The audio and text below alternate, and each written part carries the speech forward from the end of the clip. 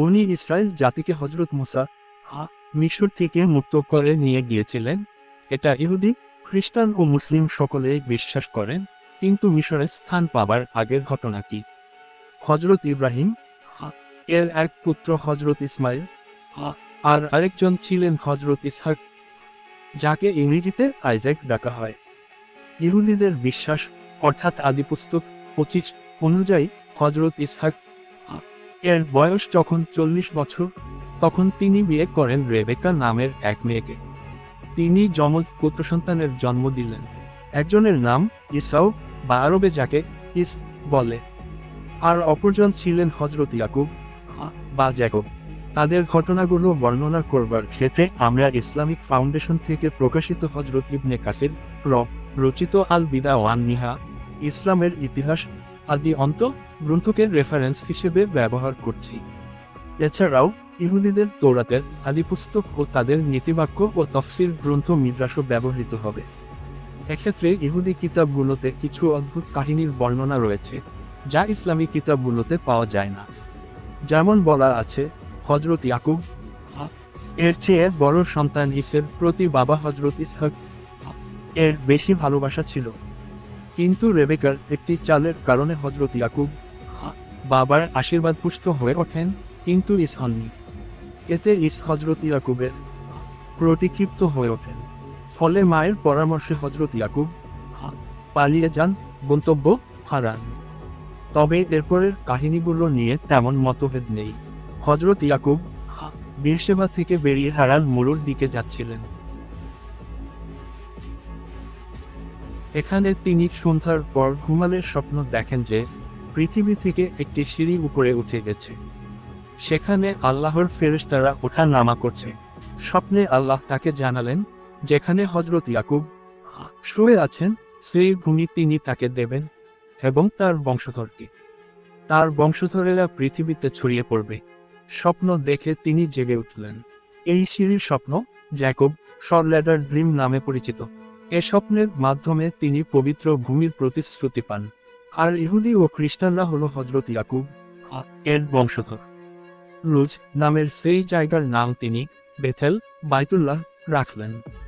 ইবনে কাসিরের আল বিদা ওয়ান নিহা গ্রন্থে আছে, তিনি ওয়াদা করলেন যে ভবিষ্যতে তিনি যদি নিরাপদে পরিবারের কাছে ফেরত যেতে পারেন তবে শুকরিয়া স্বরূপ কিকে জায়গায় আল্লাহর জন্য একটি ইবাদতখানা নির্মাণ করবেন। পাথরের উপর বিশেষ তেল দিয়ে তিনি জায়গাটা চিহ্নিত করেও রাখলেন। এরপর হযরত ইয়াকুব আবার রওনা দিলেন। পূর্ব দিকের এক অঞ্চলে এসে তিনি মানুষকে জিজ্ঞেস করলেন জায়গাটার নাম।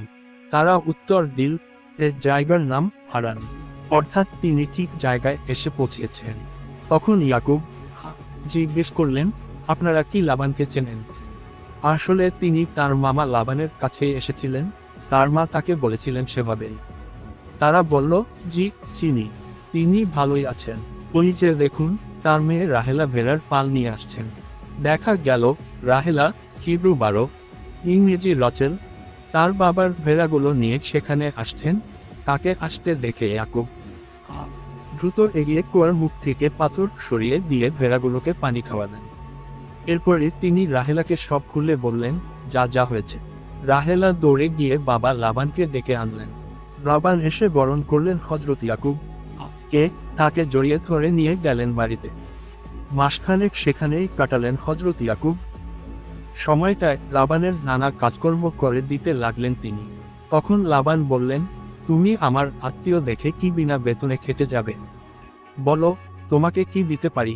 উত্তরে ইয়াকুব জানালেন, আমি আপনার ছোট মেয়ে রাহেলার জন্য 7 বছর আপনার কাজ করব। অর্থাৎ তিনি রাহেলাকে বিয়ে করতে চান। উল্লেখ্য, রাহেলার বড় বোন ছিলেন লিয়া, হিব্রু 782 ইংরেজি লিয়া। 7 বছর ইয়াকুব কাজ করবার পর তার মামা লাবান একটি ভোজের আয়োজন করলেন এবং ভোজ শেষে মেয়েকে নিয়ে এলেন ইয়াকুব এর কাছে। কিন্তু কি আশ্চর্য, মেয়েটি রাহেলা ছিল না, ছিল লিয়া। ইয়াকুব অবাক হয়ে বললেন, আপনি আমার সাথে এটা কেমন ব্যবহার করলেন? ঠকালেন আমাকে। লাবান জানালেন, আমাদের দেশের নিয়মানুযায়ী বড় মেয়ের আগে ছোট মেয়ের বিয়ে দেয়া যায় না। তুমি এ বিয়েটা করে ফেলো, এরপর আরো 7 বছর আমার জন্য কাজ করবে। পরে তাহলে আমার অন্য মেয়েটিও আগামী সপ্তাহে হবে তোমার। হযরত ইয়াকুব মেনে নিলেন কথাটা। সেই সপ্তাহ শেষে রাহেলাও তার স্ত্রী হলেন। তিনি আরও 7 বছর কাজ করলেন লাবানের অধীনে। ইব্রাহিমী শরীয়ত অনুযায়ী বোনকে বিয়ে করাতে সমস্যা ছিল না। লিয়া সহজেই গর্ভবতী হলেও রাহেলা বহুদিন পর্যন্ত ছিলেন নিঃসন্তান। হযরত ইয়াকুব এর 12 পুত্র হয়েছিল, এর মাঝে শেষ দুজন কেবল রাহেলার গর্ভে। তারা ছিলেন হযরত ইউসুফ, জোসেফ এবং বেঞ্জামিন। বেনিয়ামিনের জন্ম দিতে গিয়ে রাহেলা মারা যান। তার বাকি 10 পুত্র ছিল রুবেন, রিয়াবেন, সিমিয়ন, লেভি, ইহুদা, জুদা, ইসাচার, সবুলুন, জিবুলান, দান, নফতালি, নেপিয়েতালি, গ্যাড এবং আশার। তার একমাত্র কন্যা ছিলেন দিনা। 20 বছর মামার ফেরা চড়াবার পর তিনি দেশে ফেরত যেতে চাইলেন। মামা সেই অনুমতি দিলেন। যমজ ভাইসের সাথে সম্পর্ক ভালো করবার জন্য হযরত ইয়াকুব একদম দেশে লোক পাঠাবার পর নিজেও একই রাস্তায় রওনা দিলেন। পথিমধ্যে এক জায়গায় তার দেখা হলো ফেরেশতাদের সাথে। ইয়াকুব এর দূতেরা ফিরে এসে জানালো, আপনার ভাই 400 লোক নিয়ে আপনার সাথে দেখা করতে আসছেন।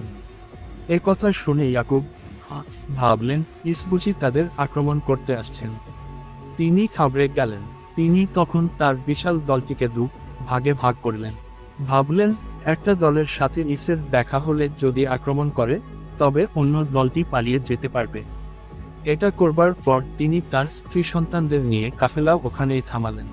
সিদ্ধান্ত নিলেন, ইসের জন্য তিনি অনেক উপহার দেবেন। 200 ছাগি, 20টি ছাগল, 200 বেড়ি, 20টি ভেড়া, 30টি দুধের উটনি, 40টি গাভী, 10টি ষাঁড়, 20টি গাধি ও 10টি গাধা।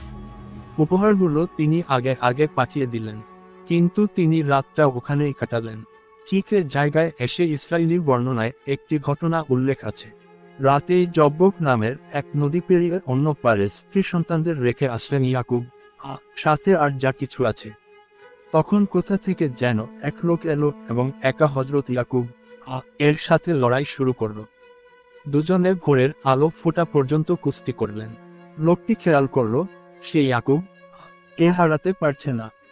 তখন সে সজোরে ইয়াকুব এর রানের জোড়ায় আঘাত করল, এতে তার রানের হাড় সরে গেল। এরপর সে বলল, ভোর হয়ে আসছে, এবার আমাকে ছাড়ো। তোমার নাম কি? আমার নাম ইয়াকুব লোকটির নাম জিজ্ঞেস করলেন, কিন্তু নাম না বলেই লোকটি উধাও হয়ে গেল। তখন ইয়াকুব বুঝতে পারলেন লোকটি ফেরেশতা ছিল। কিন্তু এই মল্লযুদ্ধের সাথে ইসরাইল নামের সম্পর্ক কি সে বিষয়ে ইসলামী ব্যাখ্যাগ্রন্থে কোনো বর্ণনা নেই। হযরত ইবনে কাসির এ ঘটনা তার কিতাবে উল্লেখ করেছেন, তবে ব্যাখ্যা করেননি। ইহুদিরা এই ঘটনা স্মরণ করে কোনো প্রাণীর রানের জোড়ার উপরকার গোশত খায় না, এটা তাদের জন্য হারাম। এই ঘটনার পর হযরত ইয়াকুব খোঁড়া হয়ে যান। তবে ইয়াকুব যে ভয়টা পাচ্ছিলেন সেটি মিথ্যে ছিল। পরদিন যখন এলেন তখন ভাইয়ের মিলন সুখেরই ছিল। হযরত ইয়াকুব এর স্ত্রী পুত্রদের দেখে খুশি হয়েছিলেন। ইয়াকুব এর সাথে অনুরোধে উপহারগুলো গ্রহণ করেন। এরপর তিনি শাকিম এলাকার উরসালিম নামের এক গ্রামে পৌঁছান। সেখানে শাকিম ইবনে জামুরের এক টুকরো জমি তিনি 100 ভেড়ার বিনিময়ে কিনে নেন ও সেখানে তিনি একটি কোরবানগাহ নির্মাণ করেন। সেটির নাম তিনি রাখেন এল ইলাহি ইসরায়েলের মাবুদি আল্লাহ। ইবনে কাসির তার আল বিদা ওয়ান নিহা কিতাবে লেখেন, এই কোরবানগাহ নির্মাণের আদেশ আল্লাহ দিয়েছিলেন হযরত ইয়াকুব। এটি আজকের বাইতুল মুকাদ্দাস। এটা সে জায়গা ছিল যেখানে তিনি তেল দিয়ে চিহ্নিত করে রেখেছিলেন এবং নিজে ওয়াদা করেছিলেন। ইসরায়েল ঠিকঠাক স্বদেশে ফিরে এসেছিলেন। তার 12 পুত্রের বংশ পরবর্তীতে ইসরায়েলের 12 গোত্র অর্থাৎ বনি ইসরায়েল নামে পরিচিত হয়। আগেই বলা হয়েছে, তার স্ত্রী রাহেলার সন্তান হচ্ছিল না।